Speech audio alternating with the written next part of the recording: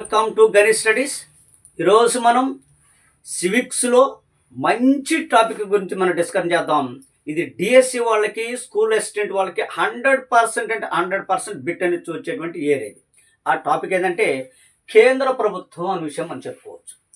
కేంద్ర ప్రభుత్వం అనేది మన రాజ్యాంగంలో ఎన్నో భాగంలో ఉందంటే 5వ భాగంలో ఉన్నదనే విషయం మనం చెప్పవచ్చు. ఈ కేంద్ర ప్రభుత్వము 5వ భాగంలో ఉన్నది. ఎన్నో ఆర్టికల్ నుంచి ప్రారంభమవుతుంది? 52వ ఆర్టికల్ నుంచి ప్రారంభమయ్యి 147వ ప్రకరణ వరకు మొత్తం కేంద్ర ప్రభుత్వం గురించే డిస్కషన్ చేయటం అనేది జరుగుతుంది. రైట్, ఓకేనా? ఇప్పుడు మనకు ఈ కేంద్ర ప్రభుత్వం గురించి సంబంధించినటువంటి ముఖ్యమైన అంశాలన్నీ కూడా మనం చూసుకుందాం. అందులో కేంద్ర ప్రభుత్వంలో ఏ అంశాలు ఉంటాయి? రాష్ట్రపతి అనేటువంటి టాపిక్ ఉంటుంది, ఉపరాష్ట్రపతి అనే టాపిక్ ఉంటుంది, ప్రధానమంత్రి అనేటువంటి టాపిక్ ఉంటుంది, మరియు పార్లమెంట్ అంటే పార్లమెంట్లో మళ్ళీ 2 సభలు ఉన్నాయి, లోక్సభ మరియు రాజ్యసభ ఉంది. తర్వాత మనకు ఇప్పుడు లోక్సభ రాజ్యసభ అయిపోయిన వెంటనే సుప్రీంకోర్టు అనేటువంటి వ్యవస్థ కూడా మనకు వస్తుంది. Okay, right. ఆడికి కేంద్ర ప్రభుత్వానికి సంబంధించిన అంశాలన్నీ ఫినిష్ అయిపోతే తర్వాత రాష్ట్ర ప్రభుత్వం అనేది మనకి ఎంటర్ అవుతుంది. ఇందులో మనము ఈ కేంద్ర ప్రభుత్వానికి సంబంధించినటువంటి ముఖ్యమైనటువంటి అధికారి ఉన్నాడు మనకు, ఆయనే రాష్ట్రపతి అని చెప్పేసి మనం అంటాం. ఇప్పుడు రాష్ట్రపతి ఉన్నాడు. దేశానికి ఒక ప్రథమ పౌరుడు ఉండాలి, ఆయనే రాష్ట్రపతి అనేటువంటి అంశం ఎన్నో ఆర్టికల్లో మనం పొందుపరుచున్నారంటే 52వ ఆర్టికల్లో పొందుపరచడం జరిగింది.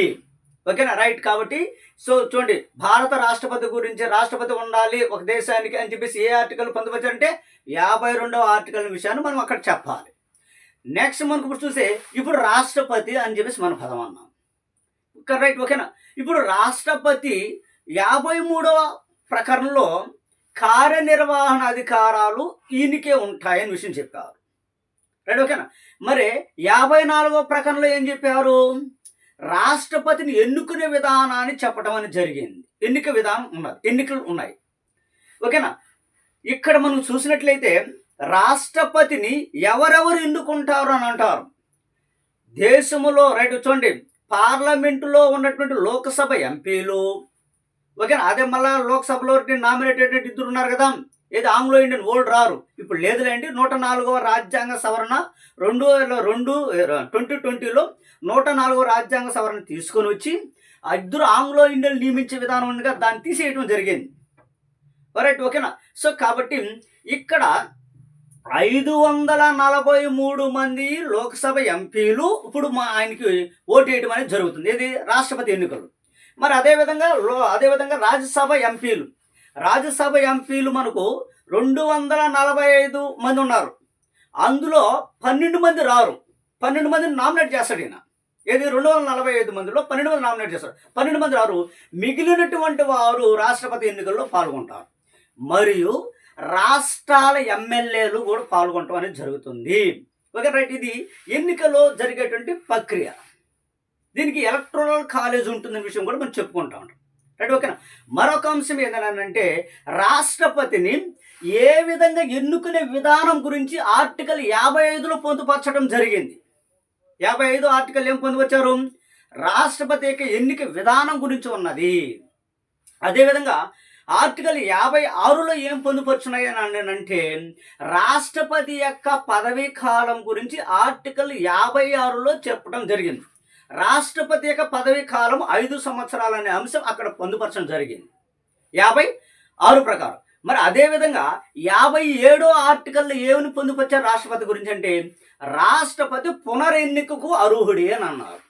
ఎన్ని పర్యాలను ఉండొచ్చు, కానీ సాంప్రదాయం ప్రకారం 2 పర్యాలు. ఆ విధంగా ఉన్న వ్యక్తి ఎవరనంటే డాక్టర్ బాబు రాజేంద్ర ప్రసాద్ అనే విషయం మనం చెప్పవచ్చు. 2 టైమ్స్ ఆయన ఉన్నాడు, అది పునరెన్నిక. మరి 58లో ఏమన్నది మనకు అని అంటే ఆయనకి అర్హతలు అని అన్నాడు. ఒక రాష్ట్రపతికి ఎన్నిక అవ్వాలంటే 35 సంవత్సరాలు నిండి ఉండాలి, భారత పౌరుడై ఉండాలి, రైట్ అవుతుంది, ఎలాంటి నేరారోపణ రుజువై ఉండరాదు, మెంటల్గా డిజార్డర్గా ఉండకూడదు. ఇలాంటి అంశాలన్నీ కూడా మనకు అర్హతలు అనే అంశం మీద 58వ ఆర్టికల్ పొందుపరచడం జరిగింది. మరి 59లో ఏం పొందుపరిచారు? రాష్ట్రపతికి జీతాలు అనే విషయం పొందుపరచడం జరిగింది. రాష్ట్రపతి జీతాలు ఎక్కడ నిర్ణయించబడతాయి? పార్లమెంట్లో నిర్ణయించబడతాయి. ఇప్పుడు రాష్ట్రపతికి జీతం ఎంత అని అంటే ఓకేనా, ఎన్ని లక్షలు? 5 లక్షల రూపాయల జీతం అనే విషయం మనం చెప్పాలి. మరి సో 60 ఆర్టికల్ ఏం చెప్తుంది? ఈ ప్రమాణ స్వీకారం, పదవి ప్రమాణ స్వీకారం గురించి తెలియజేసిన విషయం మనం చెప్పవచ్చు. ఆర్టికల్ 16. మరి రాష్ట్రపతి కాడ ఎవరు ప్రమాణ స్వీకారం చేపిస్తారు అని అంటే సుప్రీంకోర్టు ప్రధాన న్యాయమూర్తి ప్రమాణ స్వీకారం చేపిస్తాడు. Right, okay. ఇప్పుడు ఎన్నో సుప్రీంకోర్టు ప్రధాన న్యాయమూర్తి ఉన్నాడు? కరెంట్ అఫైర్స్ 52వ సుప్రీంకోర్టు ప్రధాన న్యాయమూర్తి ఉన్నారు. Right, okay. ఇప్పుడు ఇక్కడ గవాయ్ అనేటువంటి వ్యక్తి ఇప్పుడు మనకు సుప్రీంకోర్టు ప్రధాన న్యాయమూర్తిగా ఉన్నాడనే విషయం మనం చెప్పవచ్చు. సరే, ఓకే బాబు. ఈయన గవాయ్ రాష్ట్రపతి దగ్గర ప్రమాణ స్వీకారం చేపిస్తారు. రైట్, ఓకేనా. ఇప్పుడు మనకు ఉన్నటువంటి అంశాల్లో ఒక అంశం అయితే మరొక అంశం, ఇప్పుడు ఎవరు రాష్ట్రపతి ఉన్నారంటే ద్రౌపది ముర్ము గారు రాష్ట్రపతి ఉన్నారనే విషయం మనం చెప్పవచ్చు. ఒక అంశం అయితే మరొక అంశం ఏంటంటే 61లో ఏమన్నాడు? ఈయన తొలగింపు విధానం ఉన్నది. తొలగింపు ప్రక్రియ అంటే తొలగింపు ఏదైనా చేస్తారు? మహాభియోగ తీర్మానం ద్వారా చేస్తారు. ఇప్పుడు కూడా రాష్ట్రపతిని తొలగించేటప్పుడు ఆయనకి ఇంటిమేషన్ చేయాలి. Okay, right. తర్వాత ఆయన రాష్ట్రపతిని తొలగించడం అనేది జరుగుతుంది. అది కూడా పార్లమెంట్లో బిల్లు పెట్టి సో 2/3 వంతు మెజారిటీ వచ్చిన తర్వాతే రాష్ట్రపతిని తొలగించడం అనేది జరుగుతుంది. ఇవన్నీ మనం చదువుకున్న అంశాలే. నెక్స్ట్ మళ్ళీ 62 ఏం తెలియపరుస్తుంది మనకు అని అంటే రాష్ట్రపతి ఉండంగానే ఇంకొక రాష్ట్రపతికి ఎన్నికలు నిర్వహించాలి అనే అంశం మనకు 62 ఆర్టికల్లో పొందుపరచడం జరిగింది. చూసారా, ఇలా అంశాలన్నీ కూడా తర్వాత 63లో ఇంకా ఉపరాష్ట్రపతి ఎంటర్ అయిపోతాడు. కాబట్టి ఇక్కడ మనకు ఇవన్నీ కూడా మనకు కావాలి. తర్వాత ఆయనకున్నటువంటి అధికారాలు ఏంటి అని అంటాడు. కార్యనిర్వహణ అధికారాలు అంటే ఏంటి? శాసన నిర్మాణ అధికారాలు ఏంది? ఆర్థికపరమైన అధికారాలు ఏంది? న్యాయపరమైన అధికారాలు ఏంది? ఓకేనా. మరి అదే విధంగా రెండుగా తిరుదళాలకి అంటే అధిపతి ఎలా ఉంటాడు? ఇలాంటి అంశాలన్నీ కూడా మనం కులంకుశంగా చూసుకుంటే కేంద్ర ప్రభుత్వంలో ఒక ముఖ్య అధికారి అనేది రాష్ట్రపతి గురించి మనకు వచ్చేస్తుంది. మనకు వచ్చేసినప్పుడు 100% మనకు బిట్ వచ్చేస్తుంది. ఓకేనా. ఇలాంటి అంశాలు మనం కులంకుశంగా చూసినట్లయితే 100% అంటే 100% మనం బిట్టు సాధించవచ్చు. ఇంకా డౌట్ లేదు అందులో. రైట్, ఓకేనా. ఇప్పుడు చూడు, ఇప్పుడు రాష్ట్రపతి అన్నావు, ఆ రాష్ట్రపతికి సంబంధించిన అంశాలన్నీ కూడా మనం చూద్దాం.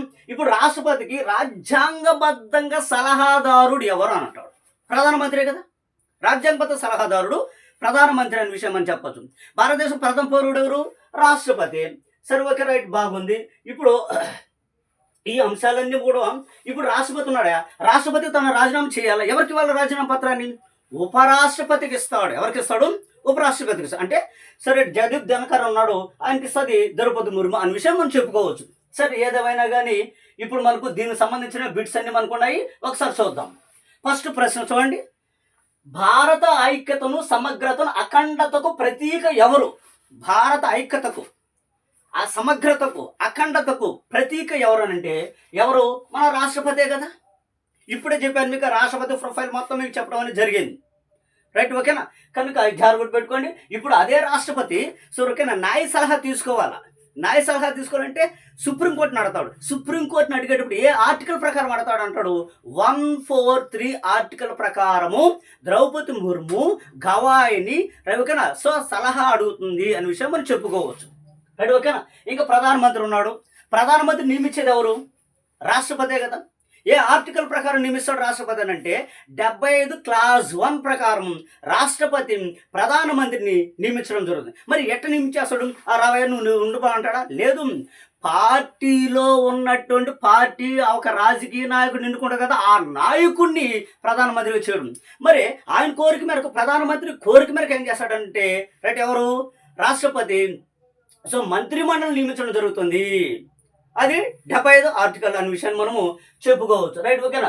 సో కనుక జాగ్రత్త. మరి లోక్సభ స్పీకర్ చూడండి, ఇక్కడ అంటే ఆల్రెడీ ఆన్సర్ అయిపోయింది మనకు. ఇక్కడ ఉన్న వ్యక్తుల గురించి చూద్దాం. ప్రధానమంత్రి మరి లోక్సభ స్పీకర్, లోక్సభకి లోక్సభకి ఓకే, రైట్, లోక్సభకి నాయకుడు ఎవరు అని అంటాడు? స్పీకరే కదా. ఓకేనా. అంటే ఇప్పుడు లోక్సభకి కీలకం. నెక్స్ట్ భారత అటార్నీ జనరల్. సో భారత అటార్నీ జనరల్ అంటే ఏంటో తెలుసా? భారతదేశానికి న్యాయాధికారి ఎవరు? Attorney general. కేంద్ర ప్రభుత్వానికి న్యాయమూర్తి ఎవరు? Attorney general. Okay, right. ఇప్పుడు ఈ అటార్నీ జనరల్ని ఎవరు నియమిస్తారు? రాష్ట్రపతి నియమిస్తాడు. ఏ ఆర్టికల్ ప్రకారం నియమిస్తాడు అటార్నీ జనరల్ అంటే 76వ ఆర్టికల్ ప్రకారము రాష్ట్రపతి అటార్నీ జనరల్ని నియమించడం జరుగుతుంది. Okay right. సరే ఓకే, ఏదేమైనా కానీ ఇప్పుడు ఒక పాయింట్ అయిపోయింది. రెండో పాయింట్ మనకున్నది, జాగ్రత్త చదువుతూ చూడండి. రెండోకి వచ్చి చూడండి, రాష్ట్రాల సరిహద్దులను మార్చే బిల్లును సభలో ప్రవేశపెట్టడానికి వీరి అనుమతి అవసరం. ఇప్పుడు రాష్ట్ర పునర్వ్యవస్థీకరణ చట్టం ఉంది మనకు. ఆంధ్రప్రదేశ్ రాష్ట్ర పునర్వ్యవస్థీకరణ చట్టం 2014 ఉంది. ఈ బిల్లును ప్రవేశపెట్టేటప్పుడు ఆ టైంలో ప్రణబ్ ముఖర్జీని పర్మిషన్ తీసుకొని, అంటే రాష్ట్రపతి పర్మిషన్ తీసుకొని బిల్లును లోక్సభలో ప్రవేశపెట్టడం అనేది జరిగింది అక్కడ. రైట్, ఓకేనా? కనుక ఇక్కడ జాగ్రత్త గుర్తుపెట్టుకోండి, రాష్ట్రపతి యొక్క అనుమతి తీసుకొని బిల్లును పార్లమెంట్లో ప్రవేశపెట్టడం అనేది జరుగుతుందనే విషయాన్ని మనము చెప్పవచ్చు. రైట్. ఇప్పుడున్నటువంటి మరొక అంశం ఏంటంటే నెక్స్ట్ మూడో ప్రశ్న, పార్లమెంట్ ఉభయ సభల సంయుక్త సమావేశానికి అధ్యక్షత వహించేది. ఉభయ సభల సంయుక్త సమావేశానికి అధ్యక్ష వహించేది ఎవరు అని అంటే చూడండి, ఎవరు? ఉభయ సభలు, పార్లమెంట్ ఉభయ సభల సంయుక్త సమావేశానికి అధ్యక్ష వహించేది ఎవరు? స్పీకరే కదా. Okay right. మరొక అంశం,